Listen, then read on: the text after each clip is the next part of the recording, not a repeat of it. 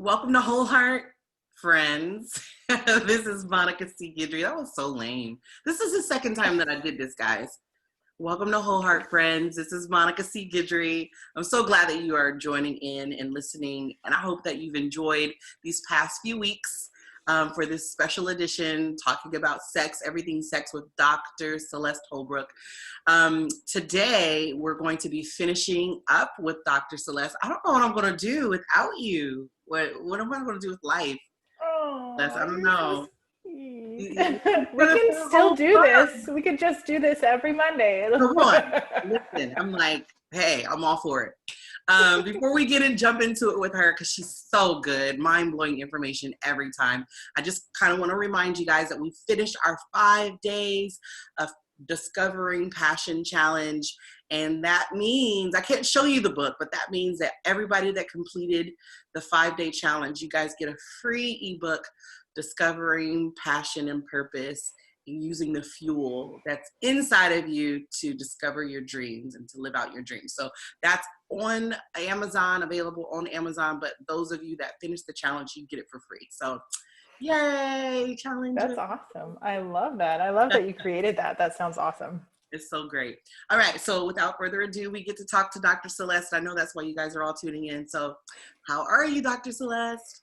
Oh, I'm so good, Monica. It's been such a fun month talking to you and chatting to you every Monday. It just seems like it went by so fast, but we have a lot more fun things to cover. Last time we talked about arousal and the sexual response cycle, and a few times ago, libido. So I did want to talk today a little bit about purity culture, because it does affect a lot of us, including myself. And sometimes we don't know what it is or what to really do with it or how it even affected us. So if it's okay with you, I'd like to have that conversation today. The floor is yours. Let's go. Okay. So, I don't know how much you identify with growing up in purity culture or not, and maybe we can have a conversation. Very much. Yeah.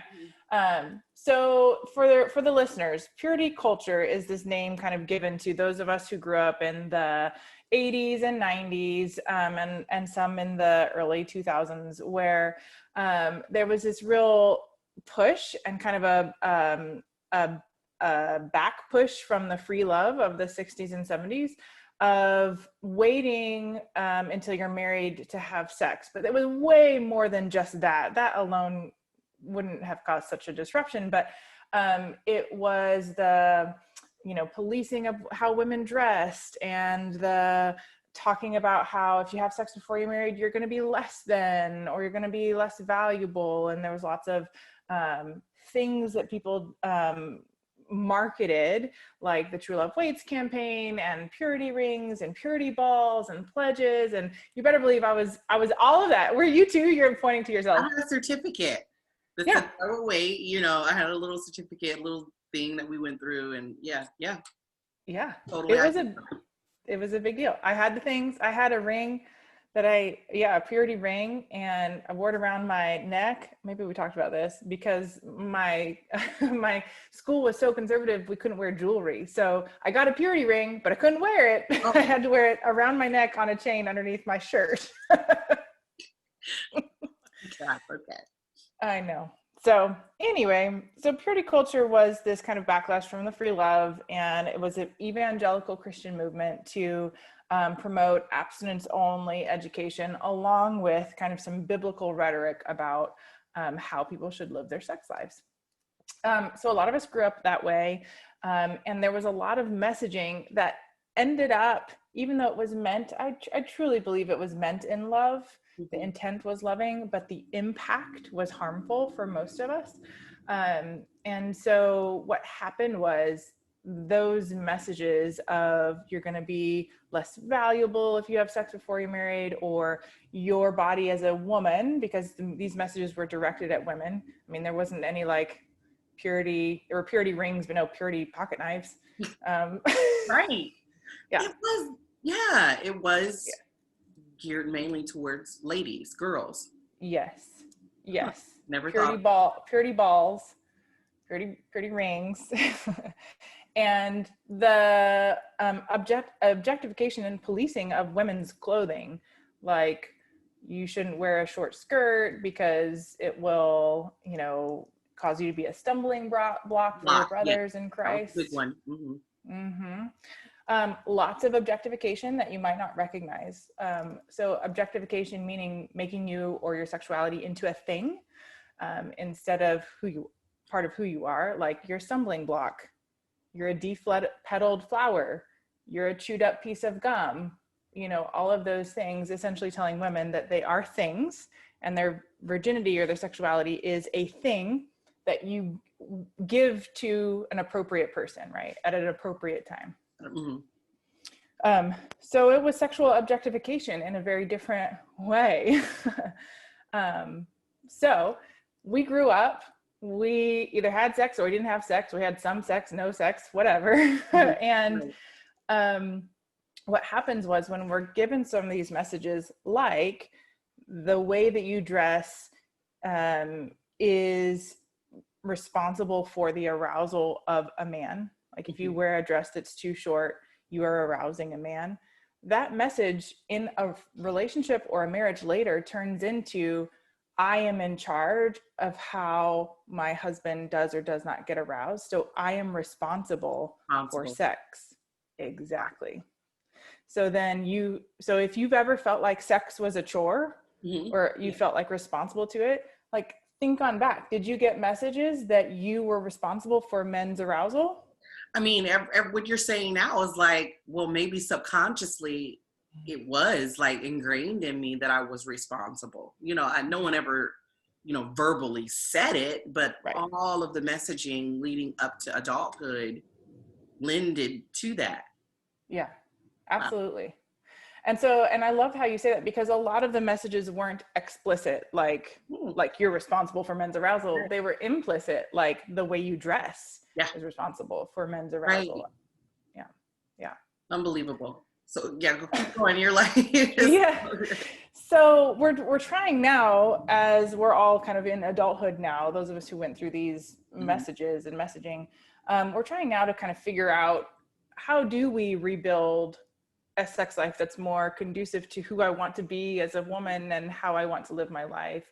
And a lot of that has to do with deconstructing those messages of your past, and then kind of using your religious value system, if that's still important to you. Absolutely. Use that system plus a little bit of science, plus your own intuition. Because what happened in purity culture is we were told not to listen to our intuition. Don't listen to your sexual feelings, deny your sexual feelings. You aren't a sexual person. You're not allowed to be a sexual person until you sign a marriage certificate, and then go for it. Then after all of that, it's like, okay, now what? What do I do? Yeah, I was told my whole life not to be sexual, and then I signed this certificate. I said the vows, and now I'm supposed to be some vixen. Like, right? Like, how does that work? Is there a light switch? Like, is there a? Yeah. Am I plugged into a source? Like, I'm not really sure how. Yeah. Well, it didn't work for most of us. It for sure didn't. I mean, it sure didn't work for me. I waited until I was married to have penetrative sex, and it was really painful. And I couldn't. It was just I didn't know why or how. I didn't have enough information or education, just basic comprehensive education to know what to do. So if you're listening to this and you're thinking like, oh yeah, I did grow up with some of those messages, and most of us think like, I didn't recognize that they would be harmful, right? I thought they were protecting me, right? Of course, I thought so. I mean, I still feel like that there were some elements to it that did protect some of myself, but then there's other aspects where it's just like, that's probably the reason why I struggle a little bit in some areas. So I'm sure there are lots of women, especially my audience listening in, that can relate to everything that you're saying.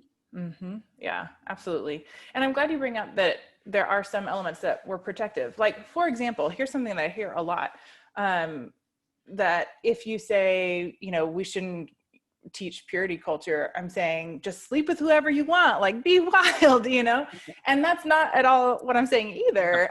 What I'm saying is to listen to those three things, like your religious value system, your own intuition, and science, to help you make those sexual choices. There's something really beautiful about waiting to have, sex or to have certain sexual experiences with a certain somebody. Like that can be really empowering for some people, but not if it feels like it's forced on you, or you feel like you're going to be less than if you don't, right? Right. That's right. I actually had a conversation. Someone was interviewing me, and I don't know how up to date you are on like the new trends and songs and different things like that. But there was a song that Cardi B, you have to know it.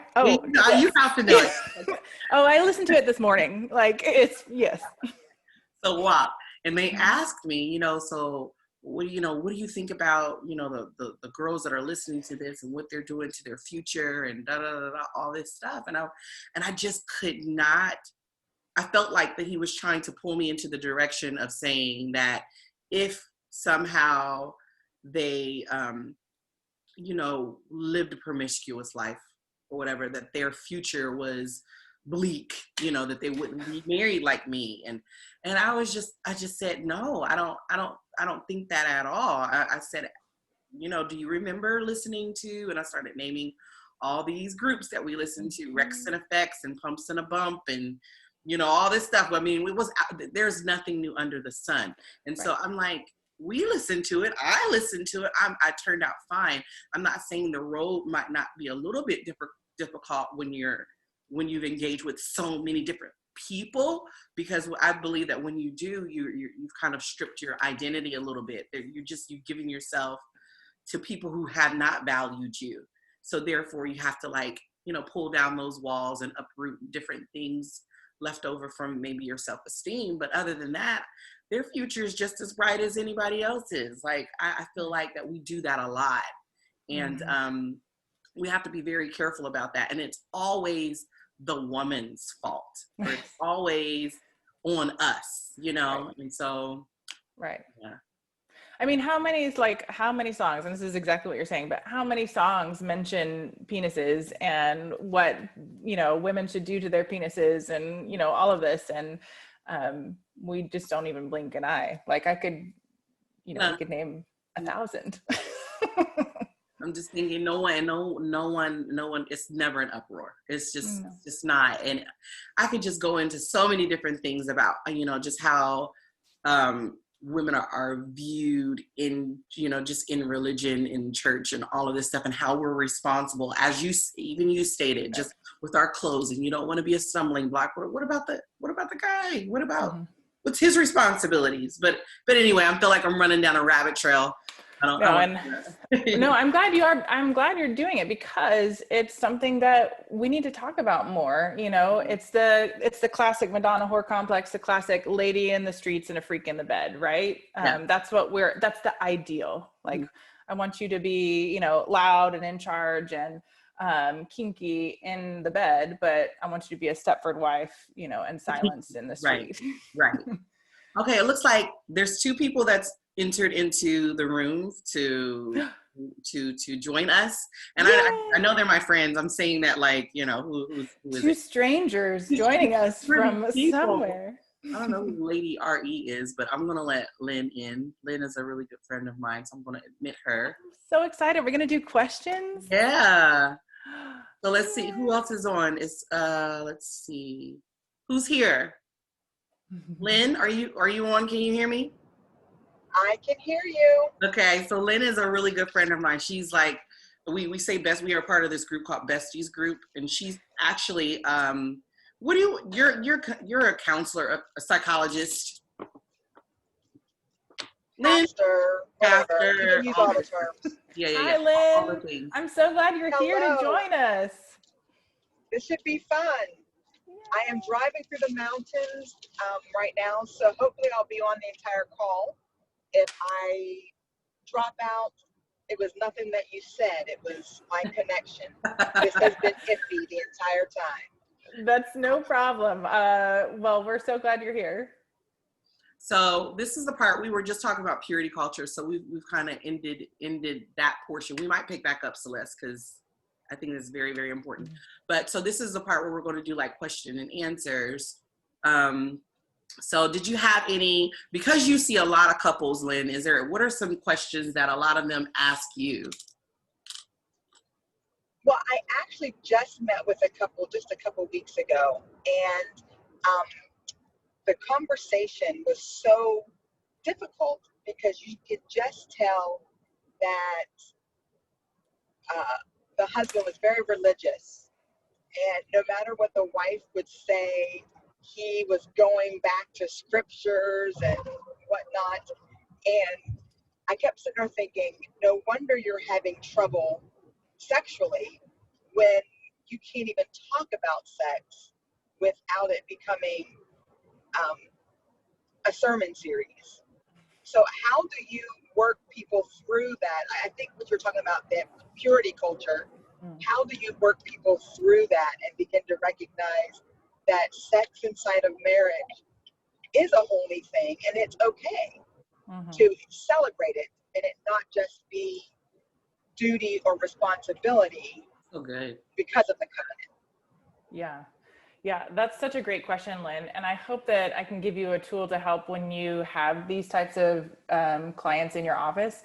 So one of the things that I would focus on if I were you is what they both want to feel in sex. So have them sit down and give them 90 seconds to just write off the top of their head, these are the things that I want to feel. My dream sexual experience would feel like, and they can just write their feelings down. So take it out of like the cerebral, the biblical, and make it emotion-based, like emotion-based goals, if you will. And so then you can have a more authentic, more vulnerable conversation when he writes down, I want to feel desired. I want to feel manly. I want to feel whatever it is that he wants to feel. And she says, I want to feel pleasure. I want to feel connection. I want to feel intimacy. And then you can have a conversation that starts with those words instead of a conversation that starts with, well, this is her duty, this is his responsibility, etc. So that's one thing that might be helpful for you as you're working with them, to start from a place of emotion versus starting from a place of frequency, or I don't like this position, I do like this position. Like start with the emotion and then work your way down from there. Sounds great. I love how you put that. Oh, your audio. I know you're driving through the mountains. We've lost Lynn. Yo, we lost, I think we lost Lynn. Yep. You're distorted now. It's the mountains. You're coming around. Oh, it's the mountains. Well, I hope Lynn that you can listen to this later. It sounded so simple that I'm thinking to myself, why didn't I think of that? And I was talking to them. Yeah, it's okay. It's totally all right. You can think about it now, and it's a beautiful question to ask. And like, there's no shame in not knowing. I have those moments all the time where I'm like, oh, why didn't I just ask them that? What are some other questions that like a lot of couples come to you about, Celeste, with relations to the like passion and pleasure and things like that? The most common question is about frequency, about how much sex should we be having? And a good sex therapist, a good sex educator will never tell you a number. Okay. Never. Because the only thing I'm going to do, say, Monica, if you asked me this question and I told you a number, what's the first thing that you're going to do? If you tell me a number, I'm probably going to measure myself to that. Like, I suck. Yes. It's like, I'm not meeting that. Yes, you're going to compare. Yeah. Exactly. You're going to say like, oh, I'm there, I'm not there, I'm somewhere in between. You're going to compare. And we know that with sex, as with most things, comparison is the thief of joy. Right. And so, first of all, I never say a number. People can go Google and look up, there are numbers of the average amount of times Americans have sex per month or week or whatever. But what do they say? I'm not gonna, I have this like firm thing that I will not say numbers, because the perfect amount of sex is, I know she's Googling right now. The perfect amount of sex is the amount of sex that works for the couple. And so I have couples that have ABC sex, anniversary, birthday, Christmas. And then I have couples who have sex a lot more than that. And if they're fine with it, that is fine. Hey. Hi. Here she is. Okay. Lynn. Lynn. We can see you. We can Yes, see you. yes, I could hear you. I just you couldn't hear me. So Okay, because you were distorted for a little bit. All right, now, what else you got? so another question that will come across in my office when I am working with a couple that aren't on the same page with the relationship itself. So they're already battling with, are they going to stay together or not going to stay together? And then you throw in sex on top of that. Me knowing that sex is a very important part if you're going to keep the relationship together, how do you help them work through when one really literally doesn't want to and the other one does? Yeah. So I will tell you there's a difference between your clients and my clients, and because I don't take clients that are on the brink of divorce, and you may, or like they're wondering whether to stay together or not. Those are not my clients. But what I will say is that there's a difference between desire and arousal, whereas maybe the one partner has no arousal for sex, like, oh, I don't get aroused very easily, but maybe once I'm in a sexual scenario, my arousal shows up. But then there is, I don't have desire. And desire is like, I don't want to be in the same room with you, you know, instead of like, I don't really feel like having sex, but I love you, versus I don't want to be with you at all. So starting to tease out, like, is it an issue of arousal or is it an issue of desire? Like, I don't like you very much, you know. That could be helpful to start. Well, I would kind of like the answer for both of those because I see both of those types. Yeah. So I have both where they're going to be together forever. They want to be together, but one is just not as sexual as the other. So it could be either one of those scenarios that I'm working with. So I would love the answer for both of those. Yeah. Okay, cool. So let me tell you what I would work through with the arousal couple. Like, you know, one partner wants to have more sex than the other, or one partner is just like, I don't really ever feel like I want to have sex. So that's an arousal issue where you could start talking to them about the difference between spontaneous arousal and responsive arousal, meaning responsive arousal means I may never out of the blue want to or feel like having sex, but once sexual behavior starts, I start to get into the mood. So a lot of us actually experience responsive arousal, but we never see responsive arousal on TV or in movies. It's always spontaneous arousal. Like, I feel like having sex, so I go get sexual behavior. And so a lot that of couples, for me is kind of like what's the word? Expectation, an unrealistic expectation. yes, That sex is going to be like on TV where the woman is all into it and is running after the man, or vice versa. But that's really you're saying that's really unreal expectation because that doesn't normally happen. totally. And I love how you put it like that. Yes, totally an unrealistic expectation. It doesn't happen like that for even a lot of the most healthy sexual couples. I also talk to them about how sex is a learned behavior. We are kind of taught to believe that sex is really natural. And even though it is biological, you still have to learn how to have sex with every partner you have and relearn how to have sex as your life and circumstances change with the same partner. So it's okay that you go through phases of relearning and, okay, I didn't used to like this. Now I really like this. Or now I want to get like aroused in a different kind of way now that I've had kids, or now that our bodies are changing, or we're going through grief or different things. So relearning their sexual script, which is another term you might like to use, of everybody has a sexual script, and that's how you get into sex, how you get into a sexual scenario. And so for some people that's like, we're laying in bed and, you know, breast massage starts happening. Or for other people, it's like, hey, baby, I brushed my teeth. And that's like the beginning of sex, right? Wow, that is some low expectation. That is low expectations. Teeth Yes. brushing does it for you. Okay. So start to talk about, like, let's reinvigorate your sexual script. Like, what might work a little bit better now because you're not in high school, you're not in college anymore, you know, you're in your 60s or you're in your 40s and things are different. What is your best way to get into a sexual scenario? Like it. I do have one question that someone's texted me, and it says, what are some steps/tips that couples can do to ease back into physical intimacy if it's been lacking? Yeah.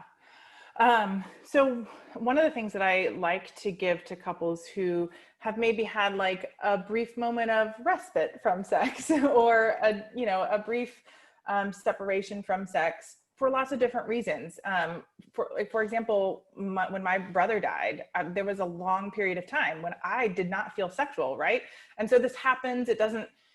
First of all, recognizing it isn't always a reflection of the relationship. It is just people go through stuff, and sometimes you don't feel like being that connected, that vulnerable. So one of the ways to get back into that space is to go slow. Maybe start with a sensate focus exercise where you spend 20 dedicated minutes just exploring each other's bodies with your hands, but maybe don't include the breasts or genitals. And then the next time you get together, do the same 20 minutes, but do include the breasts or genitals, but don't have expectations of penetration or orgasm. And then the next time you get together, just a little bit more. So it doesn't feel quite so intimidating, or it doesn't have to feel the same as it did before. It can just be, well, let's get to know each other's bodies again a little bit. Let's reintroduce each other's bodies to each other, and then we can kind of build on from there. That is so good. That was really good. Lynn, do you have any other questions? Oh, I can give you all kinds of questions if you want to be on here for a long time.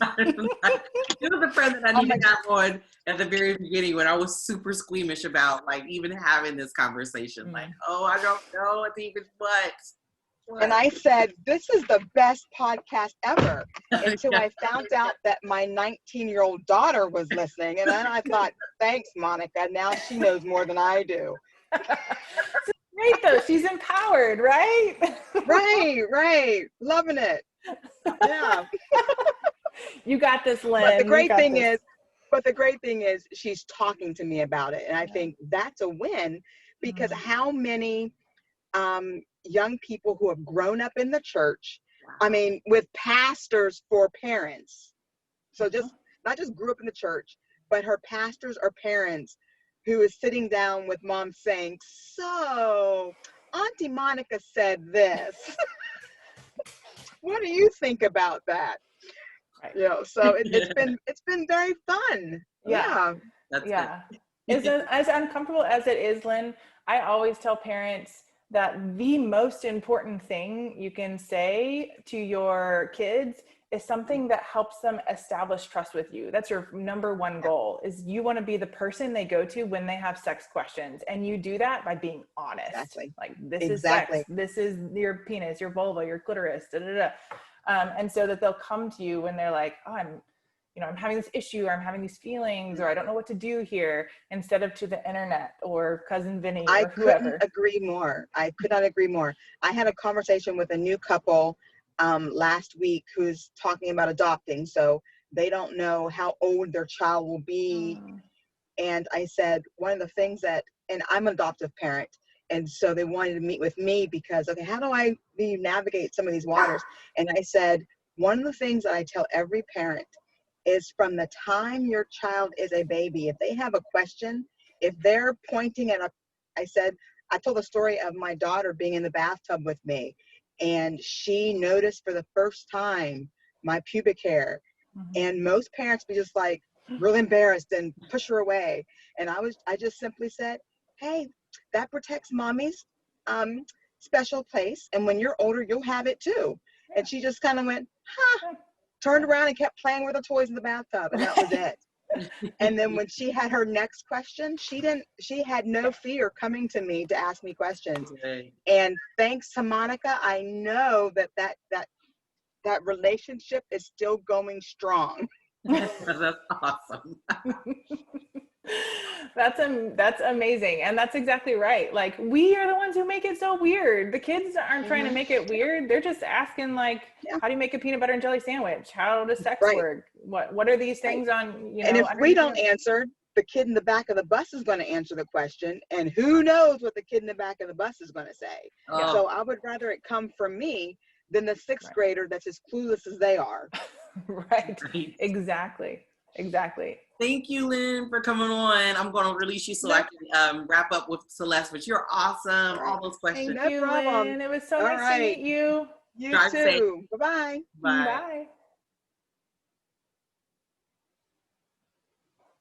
Love her. That's my girl. Oh my goodness, she's amazing. I love her too. She really is. You really would love her. We were trying to figure out a way to get you here to like meet, some of the other women who would just, maybe like a retreat or you'll hear more from me about it. Oh, good. But, Yes to all the we gotta things. get you in person.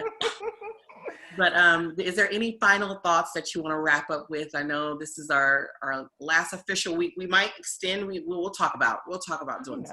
But yeah, absolutely. Well, just, I'm thankful for you having me on, and just any time that we can have honest conversations about sex, everybody benefits. So thank you so much for being vulnerable and willing to have these sensitive conversations with me. I really feel honored. They're very comfortable. Yeah, good. And I hope that we can continue them, and I hope that your listeners can feel empowered to continue them with their partners or their kids or their, aunties or cousins or whomever. So I think that's wonderful. So if you are, before I go, if you're interested in having more information or more talks about purity culture, I do have a webinar that I'm doing with theologian Bonnie Lewis. So we're going to talk about all aspects of purity culture, from biblical aspects to scientific to behavioral, whatever. And that's October 7th from 5 to 7 Pacific time, which is 7 to 9 Central, 8 to 10 Eastern. Is that right? That's me. Yes. So you can go to my Instagram. You'll find a link in the bio and you can sign up there. It's $69 and that was on purpose. So. Awesome.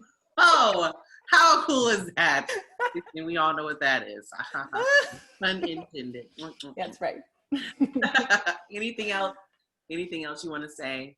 Just thank you so much for having me on. I hope that we see each other again soon, really soon. Dude, I was telling somebody, like, I feel like she's my friend. Oh, no, we are friends. No, it's not, I feel like, we definitely are. We are friends. All right. Well, thank you, Celeste, for coming. And I just feel so honored that you said yes. In these last few weeks, I mean, off air, I'll let you know what they've done for me. But I mean, it's been so empowering, so encouraging. And so thank you for enlightening us and giving us tips and tools and all of that great stuff. So you're welcome. Thank it's my you. Pleasure. And thank you, everyone who's tuned in and listened, all of the people that are across the country and globe. Shout out to, there was another country that was added on that I was like, wow, you guys are listening to, huh? It wasn't New Zealand, it was someone else. It was somewhere else. And I was like, whoa, this is crazy. Okay. So now it was 11 countries. Now it's 12 countries. So thank you so much for listening, everybody near and far. Remember that a whole heart is a heart that's full of joy. It is a joyful heart. And that's what we're working towards every day. All right. I love you until we see each other, speak to each other, hear each other again. Have a great day.